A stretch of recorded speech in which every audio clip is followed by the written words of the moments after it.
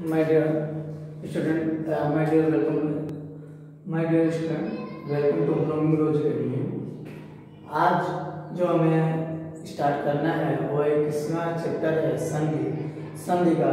आज हम दूसरा लेक्चर कर रहे हैं। दूसरा लेक्चर में हमको पढ़ना है शॉर्ट संधि के तीसरे भेद से।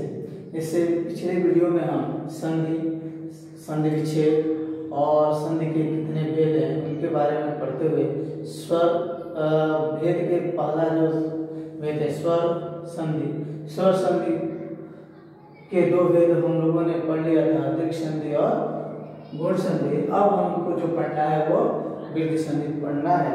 तो वृद्धि संधि में देखते हैं क्या पढ़ना है। जब अ या आ के बाद ए या ए आए तो हमारा आय हो जाता है। ठीक है, यानी अ या आ के बाद ए या ए आए तो आय हो जाता है।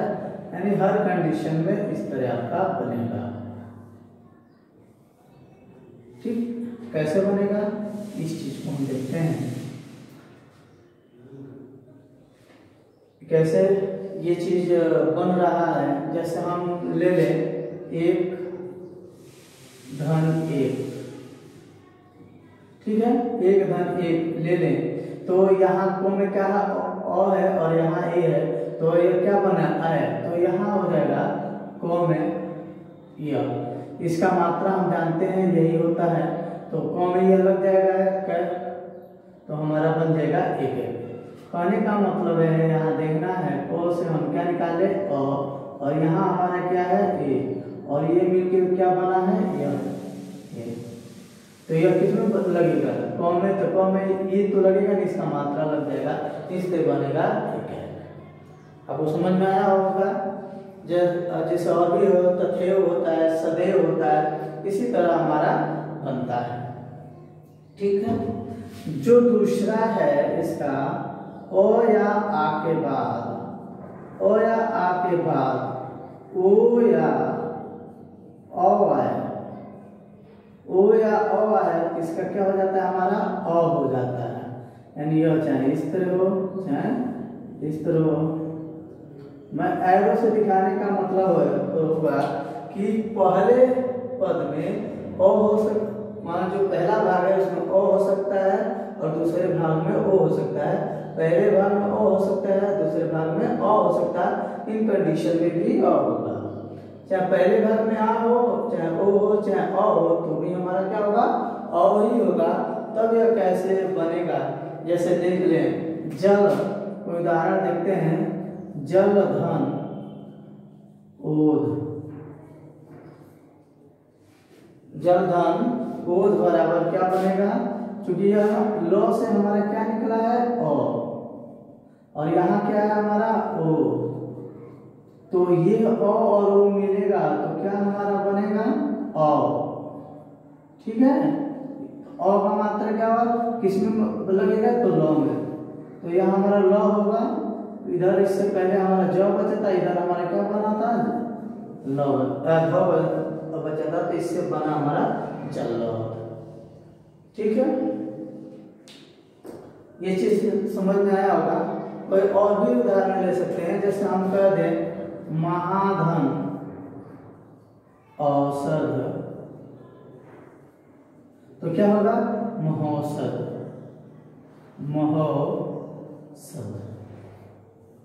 ठीक, क्योंकि यहाँ ओ ही है, मतलब क्या बनेगा महोषध।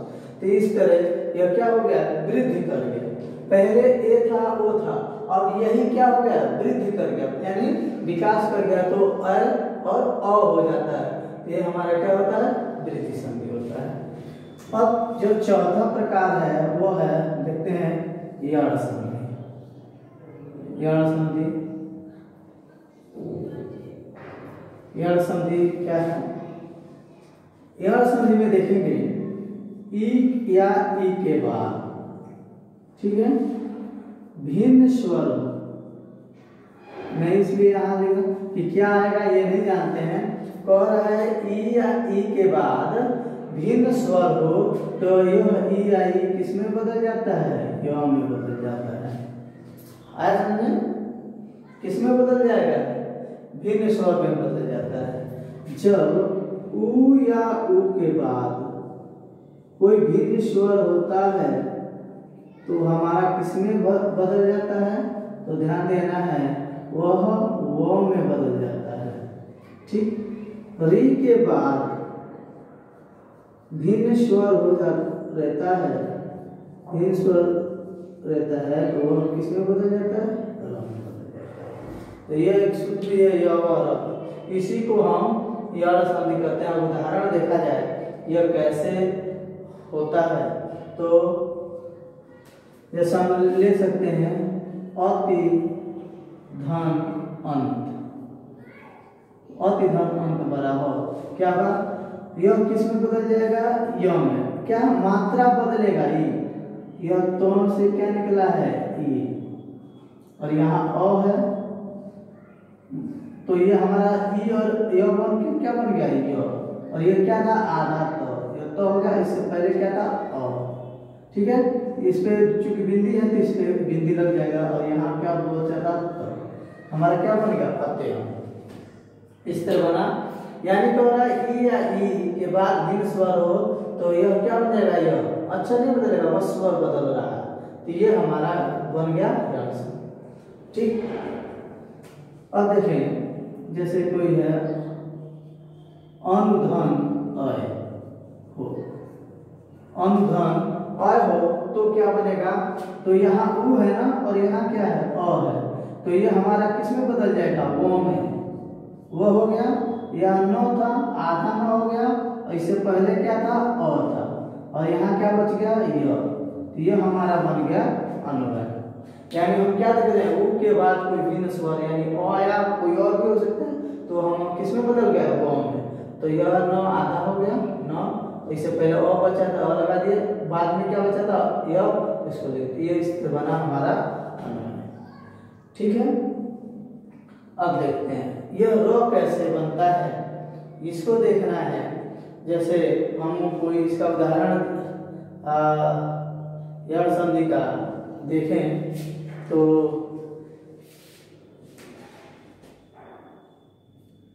पितृ धन इच्छा, पितृधन इच्छा तो हमारा क्या बनेगा? पितृइच्छा। चूंकि यहाँ री है और यहाँ क्या है? ई है तो ये हमारा किस में बदल जाएगा? र में बदल जाएगा। ठीक है, बदल जाएगा तो हमारा क्या बनेगा? तो यहाँ हम देख रहे हैं जब ये त्र में र है, र में बदलेगा तो यहाँ भी हमारा क्या है? त है। ठीक है, तो ये हमारा बदल जाएगा पितृइच्छा। इस तरह बदल जाएगा, ये इस तरह बनेगा। अब कहेंगे कैसे? तो यहाँ तो है और यहाँ री और ई के मिलने से क्या बन रहा था? हमारा र। ठीक है, र बन रहा था और यहाँ था तो था और तो और र मिलकर हमारा क्या बनता है? त्र बनता है। इसलिए यहाँ हमारा यह त्र बन गया। ऐसे देख लीजिए त्र, यह बन गया हमारा पितृइच्छा। ये चीज समझ में आएगा।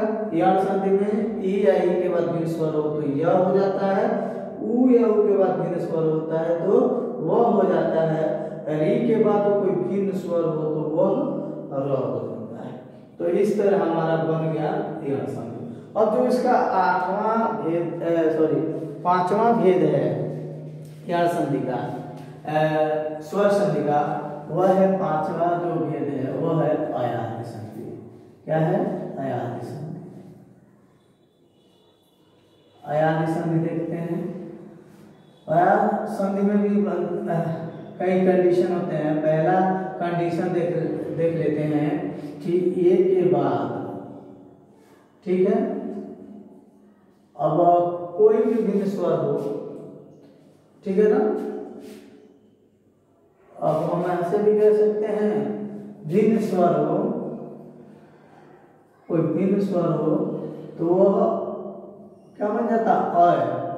और भिन्न स्वर जो होता है उसकी क्या होती है, मात्रा लगती है, ठीक है ना। यदि अ है तो अ होगा, यदि कोई मात्रा होगा तो वो उसकी मात्रा उसमें क्या होती है, जुड़ जाती है। यदि ये हो, इसका भिन्न स्वर हो, कोई भिन्न स्वर हो, तो हमारा क्या हो जाता है, आय हो जाता है, ठीक। और आ को छोड़कर ध्यान देना है, कोई और स्वर होता है तो वो उसकी मात्रा यहाँ लग जाती है। फिर यहाँ देखते हैं ओ के बाद कोई भिन्न स्वर हो तो हमारा क्या हो जाता है, अ हो जाता है। और अ है, ठीक है, उसके बाद कोई भिन्न स्वर है, ठीक, तो इसका क्या हो जाता है, आ हो जाता है। देखिएगा इसके ये भिन्न स्वर में अ आ को रखने के बाद मैं अलग यहाँ बताऊंगा, देखिएगा कैसे उसका लगेगा। अभी इसको देख लें, ठीक है। जैसे हम कोई देख लेते हैं कि जैसे हम ले लें ने धन अन, ने धन अन बराबर क्या होगा। अब यहाँ पर ए के बाद कोई भिन्न स्वर तो अ आ गया, तो अ का कोई मात्रा होता नहीं इसलिए वही होगा, तो ये अ होगा। यह अ किसमें आएगा, नौ में, तो हमारा क्या आ जाएगा, नौ। यहाँ बचा क्या था, नौ, तो ये हमारा बन जाएगा, ठीक है।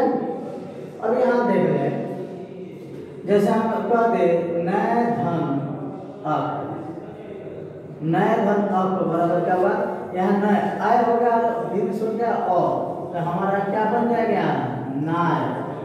नौ में आय लगेगा तो नाय होगा, यहाँ क्या बचा था, क, ये हमारा बन गया नायक। ऐसा में देखिएगा। अब यहाँ देख ले ओ कह रहा, तो भिन्न स्वर है, जैसे हम कह दें ओ धन अन्न, ठीक है, ओ धन अन्न है। यदि हम यहाँ हम कह दें तो ओ के बाद अ आ गया तो क्या बनेगा, अ आएगा ना, तो यहाँ प, यहाँ अ किसमें लगेगा, प में, तो क्या लगेगा प, यहाँ नौ बचा है तो यहाँ हमारा बन जाएगा प। अब देखेंगे यदि हम प धन अक कर दें, प धन अक कर दें, यहाँ प हो गया, प का भिन्न स्वर है, तो क्या बनेगा, आओ, आओ किसमें लगेगा, प में, तो क्या हो जाएगा, पाव। यहाँ क्या बचा था, प, तो हमारा बन गया पावक, ठीक है। इस तरह आपका बन गया। अब और भी उदाहरण है, जैसे हम देख सकते हैं, जैसे उदाहरण में देखें, जैसे अ के बाद देखिए मैं बताने के बाद कर रहा हूँ, मान लीजिए ऊ आ गया तो क्या हो जाएगा, तो इस अक्षर में हमेशा कैसे बन जाता है, तो यही जैसे यह भिन्न स्वर ऊ मैं रख दे रहा हूँ तो क्या हो जाएगा, भा।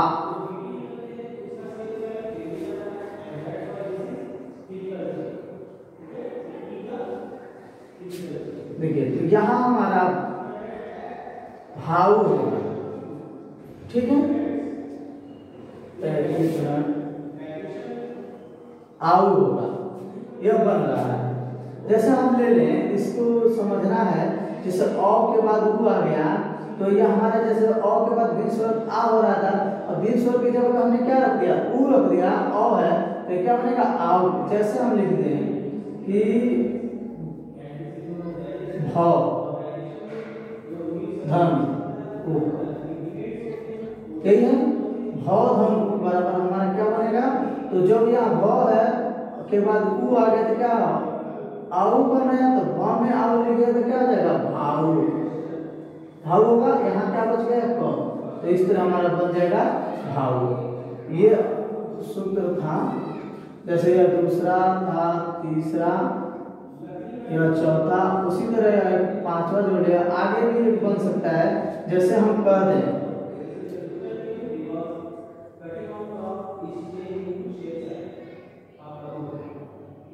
जैसे हम कह दें